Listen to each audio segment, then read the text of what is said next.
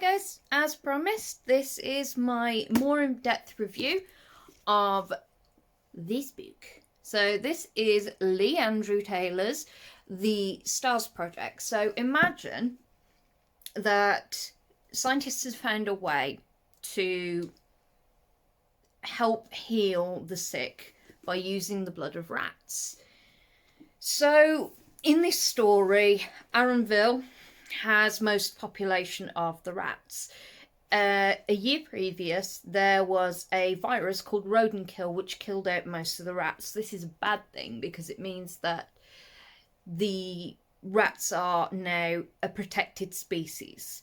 So by killing the rats, you are basically destroying a chance to help with their blood, because it's their blood that helps to heal the sick. Okay, we got that out of the way.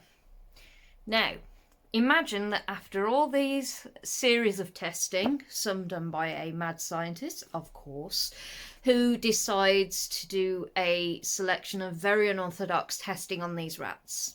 Now, imagine these rats have got used to the idea of being in this kind of servitude, and they end up going, screw this, we're leaving. And they come up with a magical plan. They come up with a plan to escape the laboratory. But as soon as they get out the lab, all hell breaks loose. And Arranville is basically plunged into a massacre of sorts. So we follow a series, and I mean a series of characters who live in the town and work in the town. And it starts quite appropriately with a couple called the Palmers, who are your typical sweet farmer couple who have years of marriage between each other. Even in the small bit of dialogue that you get with them, you know that couple instantly. You know the couple that Lee's talking about. So it is even more heartbreaking when they do get killed. And because this starts off the murders, it just goes from there. You follow a series of characters. There's Adam, Brendan, Chris, John, Steve, Courtney, Maria. It's a book full of amazing things. Let's just say that you will get a bird's eye view into every one of these town members' lives. So it's a bit like a movie where you go from one area of the town, experience the personalities of the people there, what they're doing at this moment in time. Then you move on to another section of the town and go from there.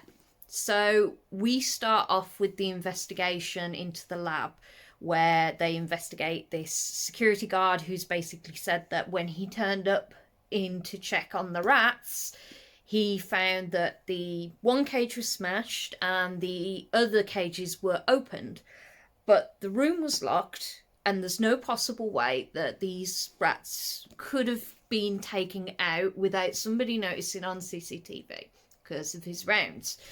Now, I do like that Lee actually puts in the time frames as well, so you kind of going along with how the day is planned out. You end up finding out that it's gone, like this, hundreds of rats have disappeared, and they have literally gone on a killing spree. Now, the lab obviously has very little information to give the officers, Brendan and Adam. So they decide that, okay, there's got to be somebody lying in this situation. We'll write our report and then we will find out what happens after. Probably not the best idea, but there you go. Then it goes from the Palmer's house to Sean's house. Sean's the son-in-law of the Palmers. Again, they all link in really well. I mean, you've got the characters that link in later on, who, like, for example, the Palmer's daughter goes down to find out how her parents are, and you go back to the farm. Everything is seamless in the way that it's very hard usually to plan these things out, but Lee seemed to have really kind of designed this step by step. So where her father's body is, where her mother's body is exactly how it's described in the book. Where Sean's body ends up, where Maria ends up, her time frame while Sean's gone missing. Chris, who is probably my favourite character and for some reason just gets so much shit from his wife Rachel, although you do kind of understand later on why.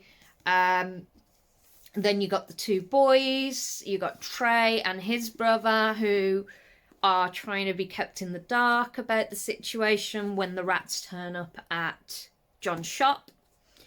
It's all very well connected, well structured, and it does kind of read like a movie. So you end up just kind of jumping from chapter to chapter to see what happens to this group in this section, what happens to this group in this section. It all becomes very clear that these rats are not very normal rats. Led by a uber rat. I don't think it has a name, but I'm just going to call it uber rat. Who is incredibly intelligent, suffered most of the more traumatic experiments under the mad scientist Walter, who turns out to be a bit more sinister as you go on in the book. Victoria, his apprentice, so to speak, doesn't seem to have a clue what's going on with Walter, even though she works alongside him. And, of course, you know, Henry ends up getting involved, who's the police chief, when he finds out that his officers have been cornered into the farm. He ends up bringing in Adam and Brendan, and just all the scenes are really kind of like that, because there's always something new popping up in the scene. The rats seem to kind of evolve with the situation, which is something I really enjoyed. I loved the albino rat. There's one scene where I just sat there and I went, oh God, this is how I die. This is how I die in this situation. Tess, the woman, gets home. She's watching Loose Women, probably her first problem. And she ends up going to the door when she hears scratching. There's a massive hole in there, and she sees an albino rat on the mat, and she goes, oh, it's so cute, I must pet it. Of course she dies, because that's how I die. I'd end up going, oh wow, I want you, look at you, you little boy, I'm going to be eaten alive. It literally sitting there just going, yeah, this is how I die in this situation. I have no fear of rats. But it does change your perspective on rats when you realise how creepy they get. Like, they actually get to the point where the officer that takes the Palmer's daughter home and ends up getting killed, the other officers, Louise and Jack, they end up investigating the farmhouse because he hasn't called in. Because for some reason do you know what? There are some situations in this book where I'm like, what a dopey mofo. Because you literally sit there, it's like, he left the radio in the car, which was his first mistake. And you're sitting there going, that is a rookie mistake. What the hell, dude? And then there's this one situation that will sit with me that really hacked me off, which is when they finally escape the farmhouse and get to the police station, and Henry's trying to find out what the hell's made all these rats go insane, and he's like, where have they come from? And Adam goes, oh, by the way, we ended up going to the lab this morning. There's 100 rats that have gone missing. It's like, Adam, you didn't think to mention this when you were trapped on a farm, being surrounded by rats. It never occurred to you to go, you know what, boss? I think I know why these rats are here. I think I know where they came from. It's like, Adam, why? You're just like, oh my God. Then you move into, obviously, you've got the personal life of Chris and his Mrs. Rachel and their daughter Rose. They end up getting cornered, and there's this amazing scene where Chris is fighting off rats with a vacuum cleaner, and I'm just like, oh, dude, that is the best, because he gets cornered in the cupboard under the stairs, and when they eventually turn up, the cupboard's being torn to pieces, and you think, oh crap, Chris is done for. Nope, vacuum cleaner. It definitely opens the door to So I was just sitting there remembering something that I just read, Mr. Sucky. It's just in my brain. But it was brilliant, and I love the idea that you can literally use anything to fight back, and I love that Lee utilised that moment. Maria, when she died, not gonna lie, I had no sympathy. The bitch was really annoying me. There are some characters in this book that will piss you off. That's just, for me, it's great, because if you liked all the characters in this book, it get boring. There's always got to be that little bit of tension and that one person that is really crap in a situation like this. For me, I can't stand Ray, and Lee did an amazing job at creating such an arsehole of a character. Maria was just such a whiny little cowbag. It sounds really bad. Everybody deals with trauma differently. Everybody deals with life or death situations differently. And for me, I love that Lee incorporated that into the book. The other thing that I loved is that there was always that little bit of drama, like he did slip into that. It wasn't just all about the rats and them ravaging and tormenting people and just being genuinely gross. I mean, that bit with the cat, Lee. That bit with the cat. I thought it was bad enough that he killed Sean's dog, Trigger, but the bit with the cat, you will literally go, ah! He knew gruesome. He knew how to draw out a scene. He knew how to create that little bit of tension and that unsettlingness in this book. It's just there.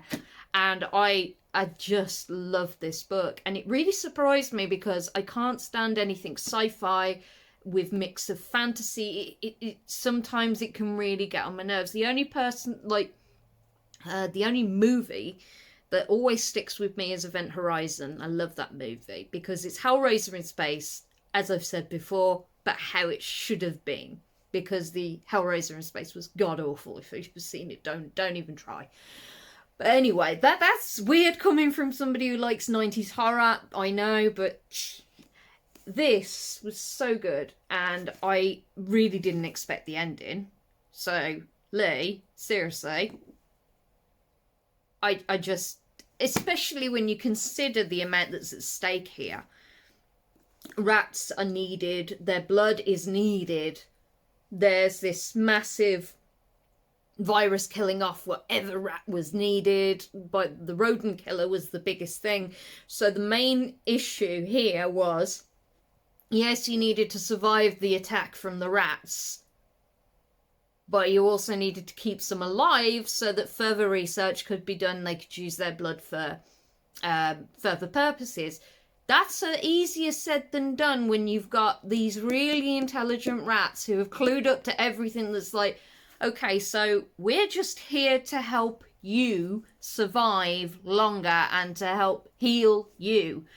No, sod off is literally what the rats say, because they've been caged, used, experimented on. I kind of sympathise with the rats. I understand your rampage ratties. I understand, because I'd be exactly the bloody same if I was a rat trapped in a cage getting experimented on. I mean, he drowns them deliberately, Walter does, the scientist, just so that he can figure out if it makes their blood stronger. And I'm just there like, you monster. But the fact that Victoria is so clueless to all this, it's just fascinating. When she finds further evidence that Walter is a psychopath, it's like, love, I'd think about getting a new job.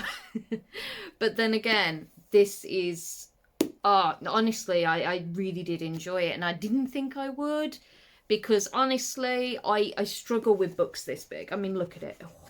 But I did get through this quite quickly, to my surprise. It is one of those books where you have to continue with it, because if you let it, leave it for a bit, you come back, you'll go, oh, hang on a second, who was Chris again? Who was so-and-so again? Okay, and you have to kind of rejig your memory on it. So it's best you stick with the book right to the end. Otherwise, if you come back to it later on, you will forget where you are, because I did that the other day and I was like, crap, where am I? Oh, who's this again? Brilliantly written, fantastically designed, wonderful horror scenes. Thank you, Lee, for a great book.